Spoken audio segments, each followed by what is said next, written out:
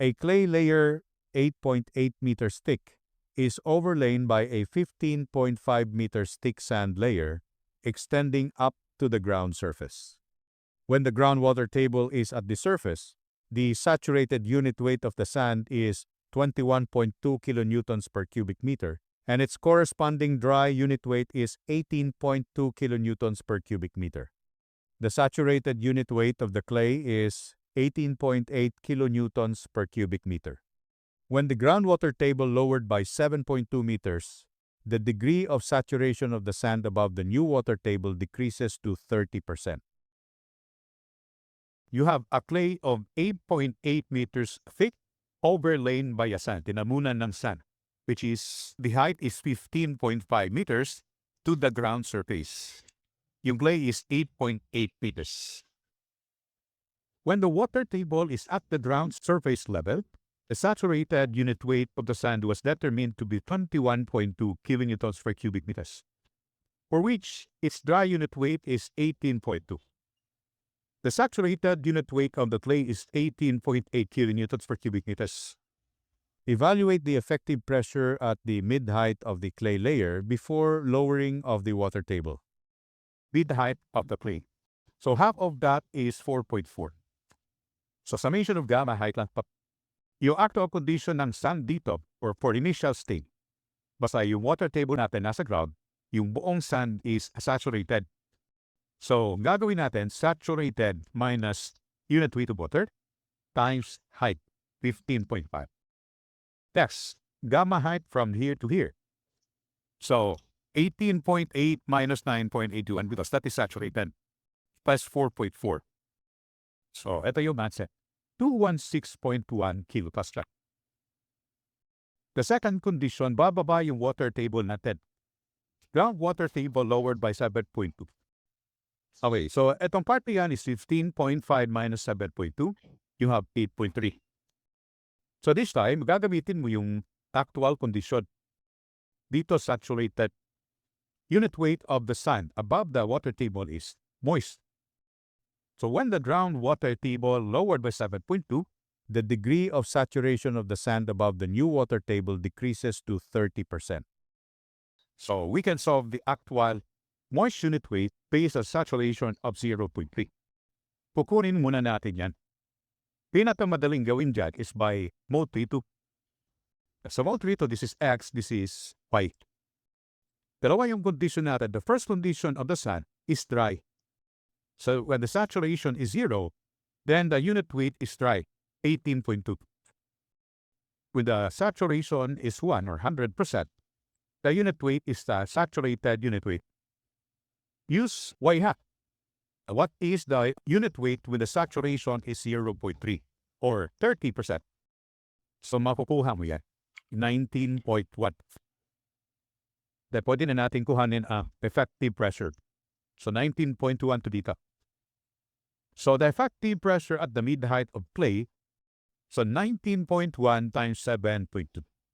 Huwag mong subtractan ng unit weight ng water. Basta moist lang siya, huwag mong subtract ng 9.81. Dito, saturated siya. Gamma height. So gamma saturated minus 9.81. Yung height is 8.3. Then to the mid-height, this time is clay. Saturated yan minus 9.81. The height is 4.4. Answer, 271.6. And fourthly, evaluate the effective pressure at the mid-height when there is no water. Wala talagang water in the sand layer, but remain in moist condition. So, ganito yung mangyari. Yung clay na lang yung saturated, yung sand wala na tubig. Ganun yung gagawin pa rin natin from top to bottom. The effective pressure this time is 19.1 times 15.5 na. The unsaturated to yung part niyan, 18.8 minus unit weight of water, height is 4.4. You have 335.6 kilopascal. Next problem. A bucket containing water to a depth of 0.4 meter is inside an elevator accelerating downward at 3 meter per square second. Determine the pressure at the bottom of the bucket exerted by the water. So, pababa. yung ating elevator. Suppose ito yung bucket natin. The height of water inside the bucket is 0.4 meters. So yung movement ng ating elevator is downward at 3 meters per square second. Acceleration yan. So yung pressure dito sa bottom ng bucket, it is gamma water times height. Kung walang movement, automatic yan yung pressure. But since there is an acceleration, may madadagdag tayo, may factor tayo na multiply dito kasi merong acceleration. 1 plus per minus acceleration over g. Tatandaan natin dito for the sign, kung upward motion, positive. Kung downward motion naman is negative yung gagamitin natin. And for the acceleration, positive siya kung acceleration yung term. Kung deceleration naman, negative. So, direct substitution. The pressure at the bottom in the bucket is 9.81 gamma of water. Height is 0.4 meters. 1 minus because it is accelerating downward. The acceleration is 3 meters per square second or positive 3. Acceleration siya. Hindi siya deceleration. So answer is 2.724 kilopascal. Next problem. A mercury barometer at the base of a mountain registers a reading of 700 millimeters, while a second barometer at the top reads 650 millimeters. Assuming the unit weight of air remains constant at 10 newtons per cubic meter, determine the approximate height of the mountain in meters. So it is all about pressure. Specific gravity of mercury. Mercury is denoted as Hg. Is 13.6. And we will use this basic formula for pressure. So, pressure exerted by any liquid, it is the specific gravity of that liquid times gamma water. So, itong bukong value na yan is the unit weight of the mercury multiplied by height. So, the relative pressure in between the base and top of the mountain, or tawagin nating net pressure, that is the difference of the pressure. So, since it is read as a mercury, binasa yan using mercury barometer. So, we can solve that one using this formula. Specific gravity of the mercury times gamma of water, 9.81 kilonewton per cubic meters. Then, i-multiply natin ng net reading. Ito yung height natin. The net height in between the top and the base of the mountain is 700 mm or 0.7 meters minus 0.65 meters. Ginawa natin siya meters. So the resulting value is in kilopascal. Okay, so to solve for the height, the equivalent height of the mountain, the same pressure, the net pressure, equate natin sa gamma of air times the height of mountain. You have here net pressure 6.671. Yung gamma of the air given here, constant at 10 Newton per cubic meters. So, gawin natin kilonewtons, divide natin sa ng 1,000. Multiplied by the height of the mountain. So, unknown dito yung height of mountain. Approximately, it is 667.1 meters. Next problem. A wooden block with a specific gravity of 0.9 and a volume of 0.1 cubic meter is placed in a tank containing 2 liquid layers, an upper liquid with a specific gravity of 0.6 and water beneath it. Determine the volume of the wood that is submerged in the upper liquid. So, ito yung mga needed formulas natin. For buoyancy problem, we need this basic formula weight, gamma volume. Yung gamma natin can be in terms of the specific gravity of any liquid times the gamma water times the volume. And another formula is for the buoyant force. The buoyant force is gamma liquid times the volume. And these are the 2 layers of liquid.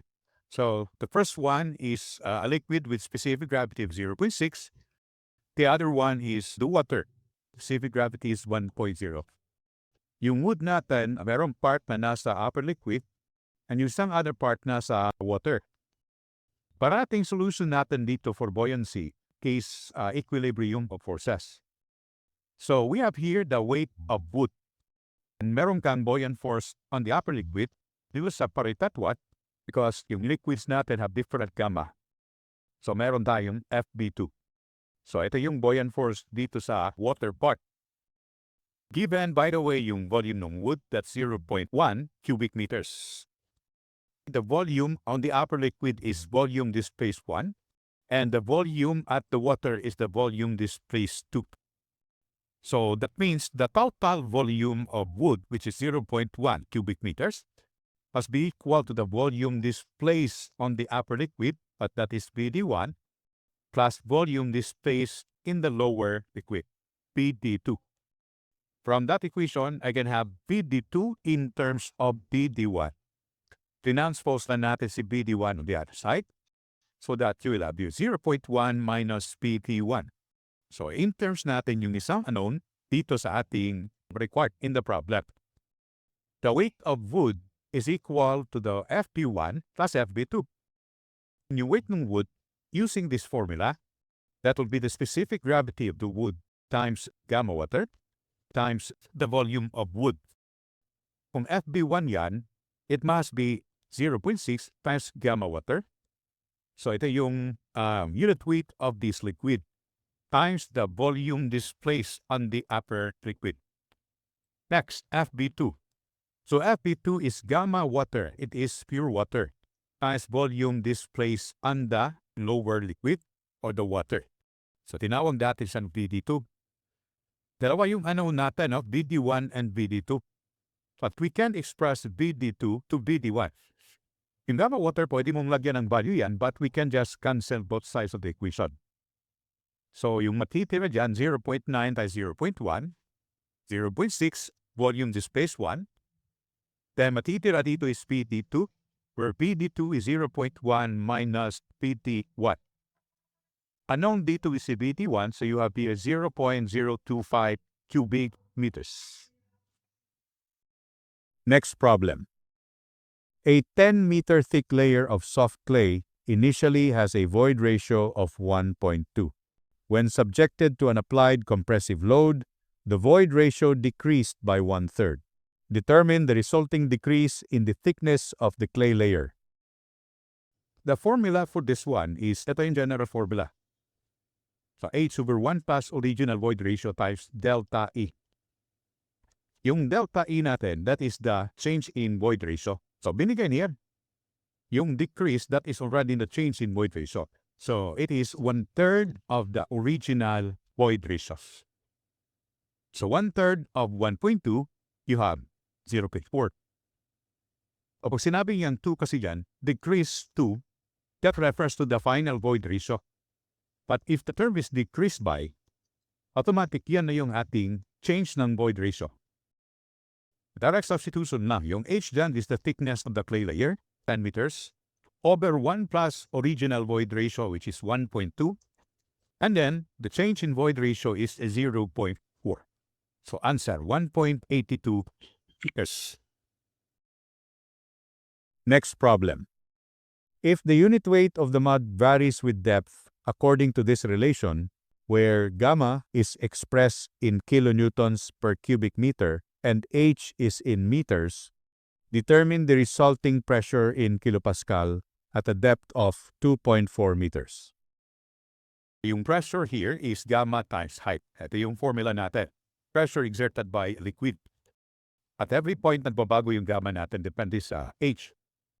If yung gamma natin is a function of H, so it must be solved using integration. Basta yung tatandaan natin, basta yung gamma is a function of height. So, bali yung makukuha natin, the differential pressure or the change in pressure is equal to gamma times the difference in height. Ganun siya dapat.